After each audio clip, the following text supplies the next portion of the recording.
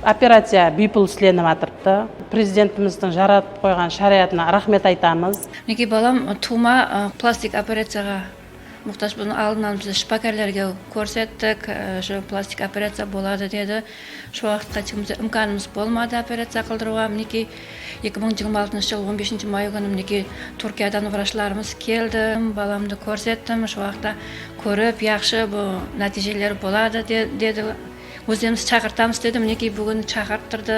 Operatsiya hozir ishlatacakmiz. Nega shunday sharoit yaratib bergan eng birinchi prezidentimizga rahmat aytamiz. Joriy yilning may oyida bolalarni qo'llab-quvvatlash jamoat fondi tomonidan Sog'lom kelajak aksiyasi tashkil etilgan edi. Loyiha doirasida Turkiyaning nufuzli tibbiyot klinikalaridan jalb etilgan malakali mutaxassislar Nukus shahridagi Bolalar milliy tibbiyot markazi Orolbo'yi klinikasida bo'lib, bolalarni chuqurlashtirilgan tibbiy ko'rikdan o'tkazdi.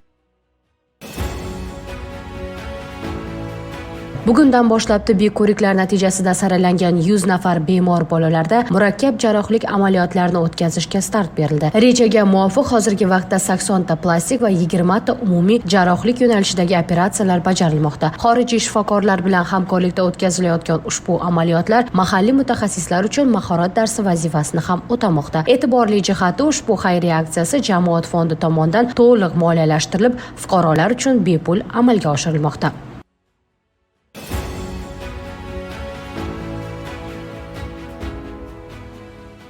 Bolalarni qo'llab-quvvatlash jamoat fondi hammamizga ma'lum prezidentimiz tomonidan tashkil qilingan fond bo'lib, buning har bir xayriya aksiyasi davlat byudjeti tomonidan qo'llaniladi.